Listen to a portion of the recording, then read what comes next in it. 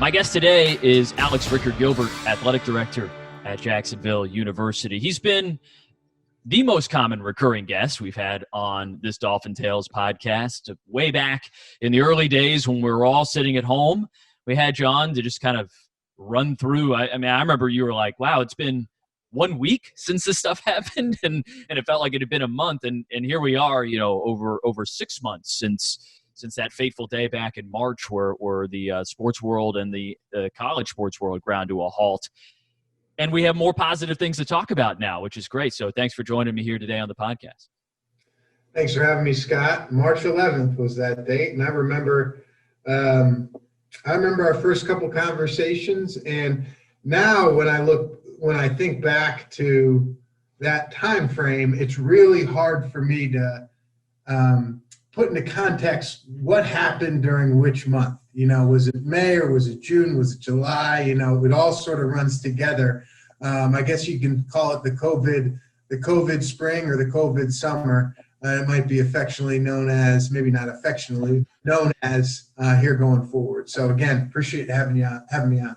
Yeah, maybe more infamously known as. Infamously, right? You're much better with the words than I am. We do have a situation now where you're coming to me from your office today.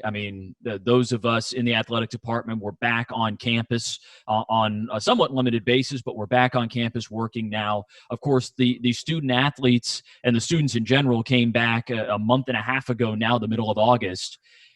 And we've seen positive things in the fact that this is still going. And that sounds almost too basic, but this hasn't stopped. It hasn't been shut down. There hasn't been a big outbreak, things like that. So in that regard, a lot of positive things to look at. What have you seen from your perspective overseeing this athletic department on how things have gone over the last month and a half since the students came back and of course have started practicing and so on? Yeah, it's Wednesday of the 7th week of class in a 15-week semester, which is hard to believe. We're almost halfway through the semester. And just to wrap your head around that, October 1 is tomorrow, it is equally as unfathomable as this whole process. So, but I think to your question, our kids our student athletes, our young men and young women have just risen to the challenge. And that's our student athletes, and that's our students, and that's our coaches, and that's our staff. We've asked a lot of them. This is far from normal. We can't sugarcoat this as something that once they got onto campus, it was all how they foresaw their college experience to be. It's not. They can't gather in large groups. They have to get tested regularly. Our student athletes do. They have to wear masks indoors. They can't visit with their advisors as regularly. Study halls not crowded. The dining experience is different. Now, I think some of it's positive. We have different dining options all over campus, which I imagine will continue. Food trucks, remote locations, things like that. So there are obviously things that we will be able to take from all this and carry it forward. But really, at the end of the day, the student athletes have led the charge in hearing the expectations that we set for them, sort of the 5 rules of engagement. Put others first. Wear your mask. Don't put yourself or others in harmful situations. Wash your hands and socially distance. That's it. They've set that standard for campus. We're a good proxy of sort of our representation on campus because we're such a large percentage of the student body. And they've taken that expectation and they've run with it. We laid out to them early what we thought would need to happen for the semester to be successful, included those 5 rules of engagement, and they understood that. And they've followed our recommendation and requirements and have really taken ownership. And it's been a exercise and a case study in social responsibility. It's also been a case study in shared responsibility, holding each other accountable, supporting each other. This is not an easy time, looking out for each other, making sure our mental wellness is okay. This is different. Learning online is not what these students and student athletes want to be doing. They want that engagement. We are social people at our core, and so checking on each other is important. And so all of that goes into what this semester so far has been. And for our student athletes, the key and sort of the carrot, I think, for them is competition, is the ability to play and compete here down the road before too long. They're back to a more structured environment. They lift in the morning, they condition in the morning, they go to class, they eat breakfast, they practice in the afternoon, they do their homework. That's what they're conditioned to do. And not having that for 6 months was hard. And I commend them for persisting and persevering and coming back here and getting ready to do that. And now they're able to do it, and you can see that makes them happy. That's a lot of our identity, is the sport that we play and the sport that we participate in. And I think they're just happy to be back doing what they love to do. What have you noticed personally for yourself? We were chatting right before we started recording, and you made the comment about how, at this level at JU specifically, it is so kind of hands-on, it is so personal and relationship-based athletics at this level. With changes in that, the fact that it's harder to recognize people. I've noticed just walking through campus with people wearing masks, it's harder to have that quick connection with a student athlete as we are so used to on a day in, day out basis when we're all together. How have you kind of tried to change or adapt to that and the changes we've had? Yeah, it's hard. I think, things as minimal or as seem as small as if you're walking by somebody and a year ago you would stop and talk to them. Now you're just walking by them and waving a lot of the time. There's very little stop and chat. There's very little stop, if any, in chat in the hallway. And so the connectivity is more through this, right? It's more, Scott, you and I would normally have done this in my office, right? Or in your office or somewhere on campus. It's all, the interaction is more through technology. I think our student athletes are thankful for FaceTime. I think they're thankful for Zoom, but I think they'll be excited when they can get back to doing what they love to do. What I miss is the interaction with our student athletes and the interaction face-to-face with our kids and our coaches. I try to get to know our students at a personal level a lot of the time, and go out to practice and ask them how class is going and ask them how things off the playing surface are going. And I try to have that in person. And I found what's been hardest for me is a lot of our young student athletes don't know me in that way. And so we have to try to get creative here going forward to get in front of them, to be a part of their day-to-day lives. I commend our coaches because they are the sort of the front lines for our student athletes, our professors, the front lines for our students. And this is a different environment, and they're the ones that are able to interact most regularly. Our athletic trainers, our strength coaches, and it's a different interaction. But it's an interaction that's sort of required of the times. And we're doing our best. We're adjusting as best as we can. And a credit to everybody on this campus. As you said, we're still going. And as long as we're still going, that's progress. That's us continuing to take steps as a university, as an athletics department. As long as our students are out participating in their sport, they're getting a leg up on the competition because not everybody's doing that. And so that's how we have to think. We're going to be compliant. We're going to hold each other accountable, because if we don't, we could have to press pause and we lose that edge that I think we've had for several months now. Fall sports are back on campus, as is everybody, but of course we would be in the middle of soccer season, of volleyball season right now, of even golf going out and competing at events, and we don't have that. Because of the postponement to the spring of all fall sports championships at this level. So when it comes to how they're handling it. What have you seen as far as how we've got 2 new coaching staffs as well that are trying to get acclimated, and maybe this works out for them in the fact that they're getting a chance now in the time that they miss in the spring and the summer to get to know their teams before they're expected to go out there and compete. But how has life been different for the fall sports so far here in the fall of 2020? It's a long preseason. And I think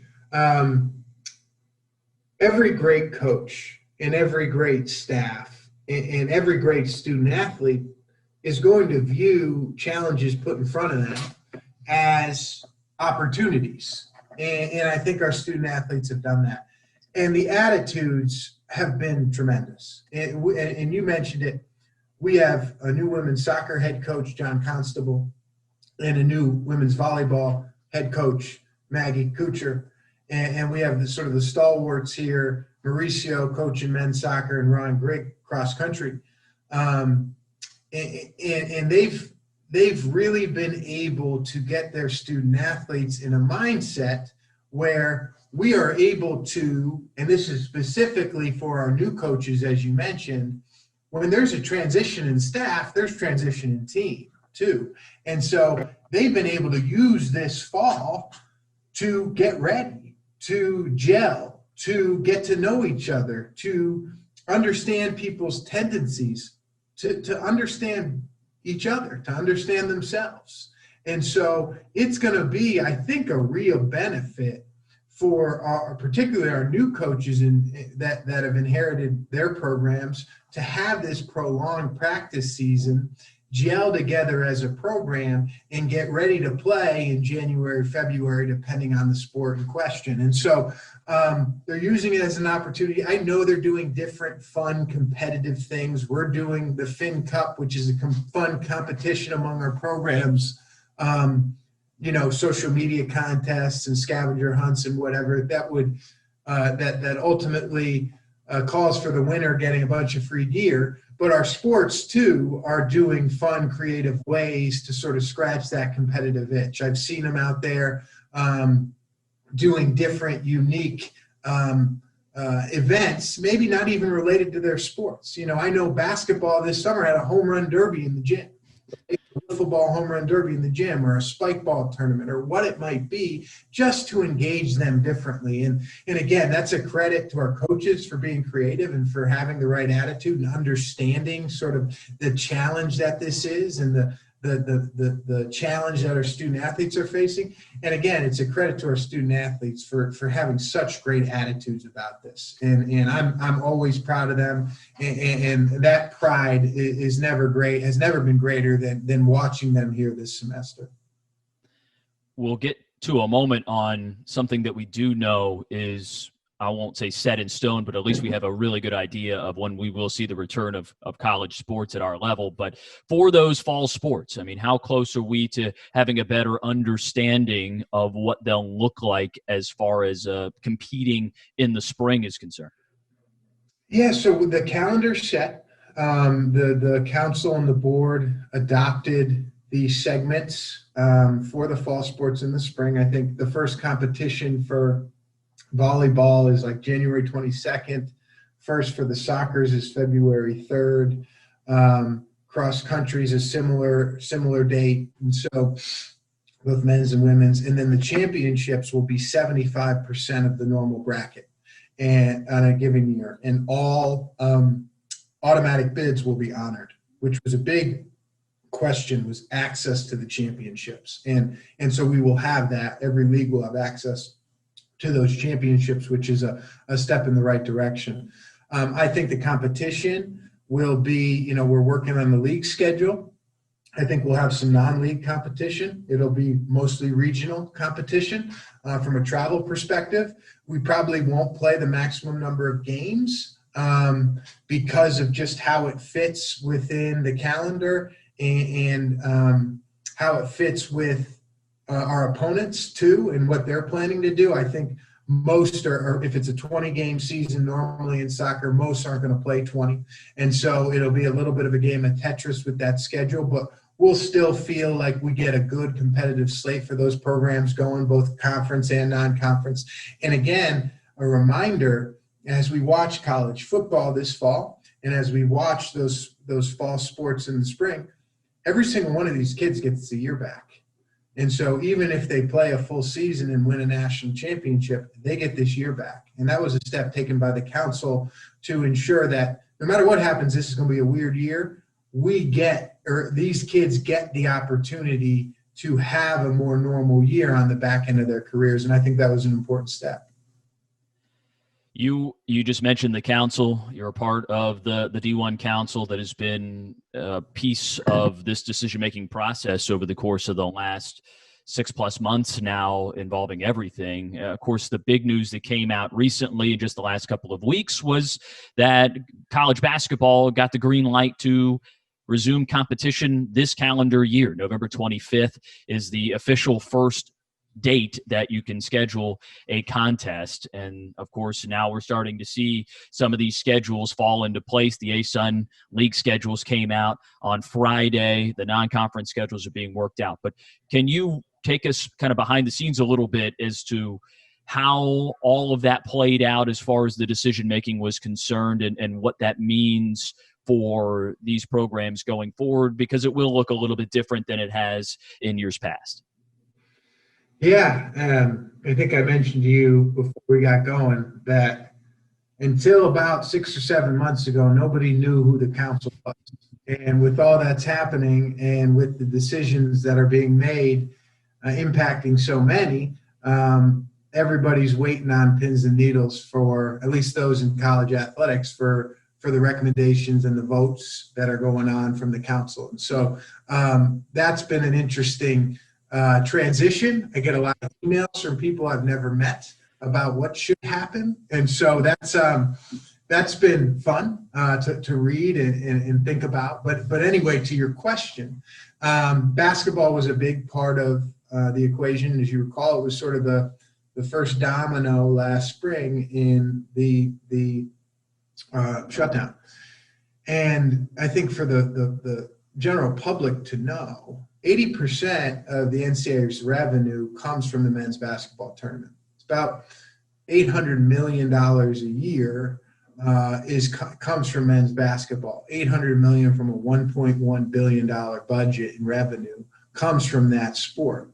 And so not having that tournament last year was crippling. And it was a huge challenge to overcome for the membership, because that money doesn't sit in the NCAA's bank account in Indianapolis. It's distributed widely to the membership. And so everybody gets a piece of that revenue as part of their membership. And so that tournament is so important for the day-to-day operation of our programs, even though it's only over a 3-week period in March and early April. And so that's just some context there. And so why basketball was such an important, men's and women's basketball was such an important part of the conversation at the most recent council meeting. The season's supposed to start the second week in November. November 10th was the first game. And there was a lot of conversation about that date. And, the general consensus was, I shouldn't say the general consensus, there was some thought that was the wrong date because of it being a time when campuses are still full of students. And so the men's and women's basketball oversight committees, which are subcommittees that report up to the council, shared a couple recommendations. November 25th as the start date, which is the Wednesday before Thanksgiving. November 21st as the start date, which is the Friday, I think, or the Saturday before Thanksgiving, that weekend, I'll say. And those were heard by the council. And then obviously there was the November 10th date. And there was a lot of thought that, is 2 weeks really going to make a difference? It's going to cause a lot of issue with scheduling. Why don't we just go and try to play on the 10th? There was conversation about that. Ultimately, it came down to a couple things. There is some thought and some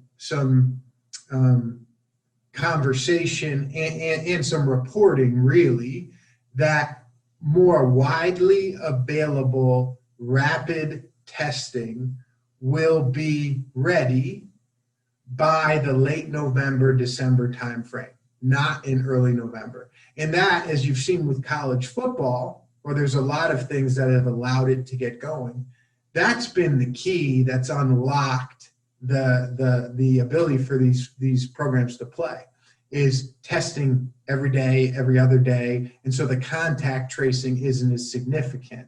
And so that was the one big conversation point that Dr. Brian Hainline, the chief medical officer of the NCAA, presented to us. That is more certain right now is this idea that come Wednesday of Thanksgiving week, something like 80+% of campuses are completely empty, and it will be empty through the end of December and the first of the year. And so that mitigated risk around students, student athletes, men's and women's basketball players, having more contact with students that could increase risk to be infected. This way, it's really just them and their coaching staff, the staff on campus during that time frame, during that first half of the season. And then that buys some more time for more of that testing that I spoke to become available and become widely available and be very accessible to the general public. And so those two things were the major factors that led to that decision point. It's not perfect, because since that day, I've spent at least a few hours a day with our coaches discussing their schedule and how we fill games and when we fill games. Because you lose those 2 weeks, everything gets jumbled. Schools are looking, Power 5 schools are looking to see if they want to pay the guarantee games. And then we had an MTE in November that we're working to move to early December. And so the delay doesn't just mean, you just start where you left off in December or in November. It means, okay, how do we fit some games into December or move some things around so we can play a schedule that fits what we need? And so that's sort of the back end work that is currently going on. But we'll get through it, and we're just excited that we have a date and our student athletes are going to be in a safe environment, and that we're going to be able to get this thing going before too long. Yeah, MTE, for those who don't know, a multi-team event. And so basically the tournaments like you see all throughout, like Thanksgiving week, that's what those are. And the ones that JU plays in are more guaranteed type events where you don't lose and go home or whatever. It's you're guaranteed an X amount of games and things of that nature. And it was exciting, looking forward to hosting one of those this year at JU, and hopefully that ends up falling into place there in that early December window like you described, so that get a chance to play in the friendly confines of Swisher Gym. Speaking of basketball, I mean, groundbreaking here on the practice facility. I've seen the barricades put up. They're lining everything up, getting ready for the construction. Anytime you see that orange on campus, usually means exciting things are happening, and here we are with the groundbreaking of that facility.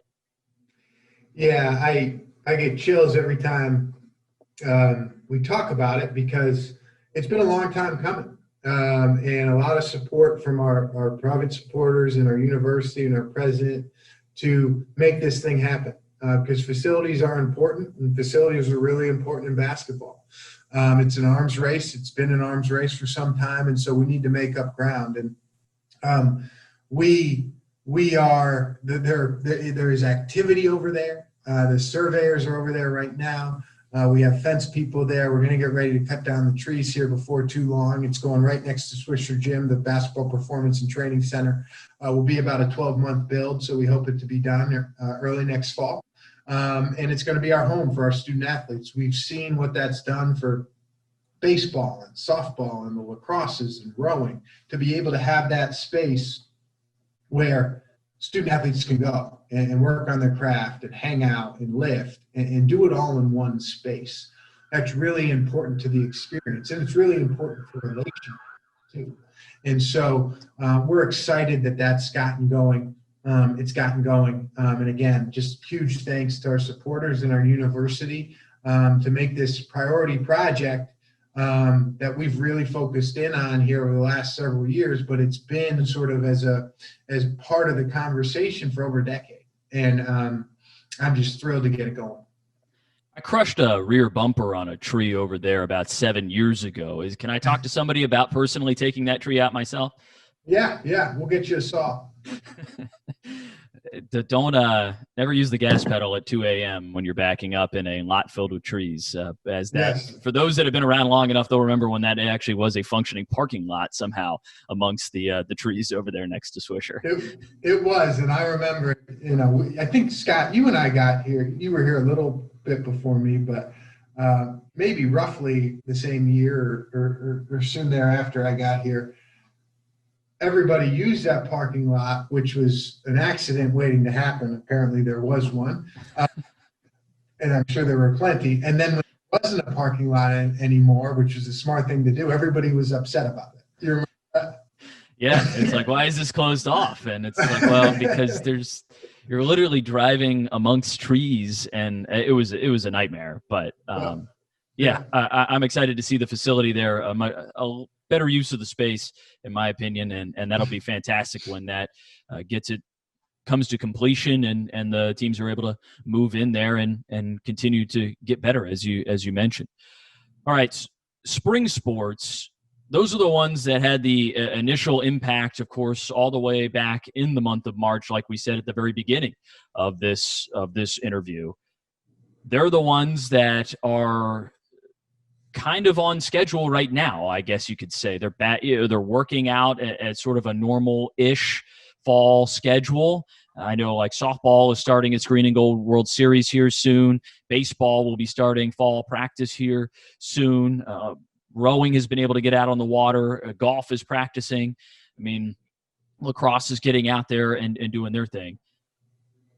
How much, if any, changes can we expect to what the spring looks like? Or are we, still too far away at this point to really, really know? Yeah, I think it's hard to predict anything still with all of this, but I think we have a better grasp. But I think the council and the membership is committed to trying to give the spring sports as normal of a competitive slate as possible, and really as normal of a championship as possible, because they lost that season. They were as you said, they were the first to really lose that season. The fall sports student athletes are going to get a season this year. And then get that year back. Our spring sports students lost that season and get another year, but they didn't have the opportunity to finish their season that they started in the same year. And so it's paramount that we do everything we can to maximize their experience because of how the last competitive experience ended. And so could the schedules change a little bit? Absolutely. Might our league play look a little different? Might it be less plane travel, more regional when you're in non-league? Absolutely. But we're going to do as much as we can to play the full amount of games in those sports, whether it's 56 or 20, depending on the sport, or the maximum level of rowing competition, so that those student athletes can get the experience that they hoped to get last year. And again, I think the key to that is to not compromise the championship. That championship experience, both league championship and national championship experience, is really what our student athletes fight for and do what they do for. And so that's a priority of the council and of the membership, to do as little as possible, or as much as possible, to ensure as little interruption as possible for those spring sports.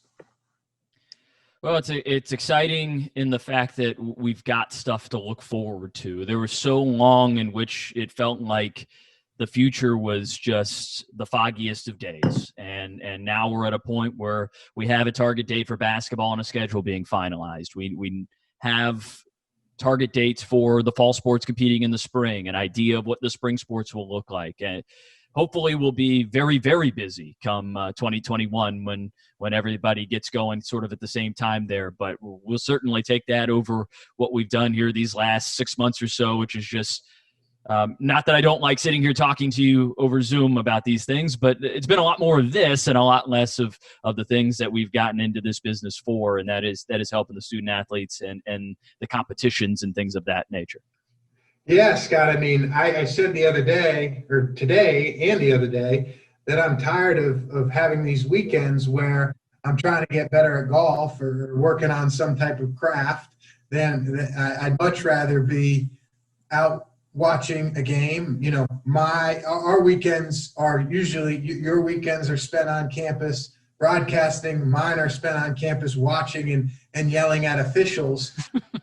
much rather get back to that, and I can't wait to be able to pop around to Southern Oak, to Milne Field, to Session Stadium, to Swisher Gym, to Fred and Debbie Pruitt, to the Rowing Center. I can't wait to do that here this spring. I told Hillary, my fiance, I'm not going to be home much. I'll be on campus. She can find me there.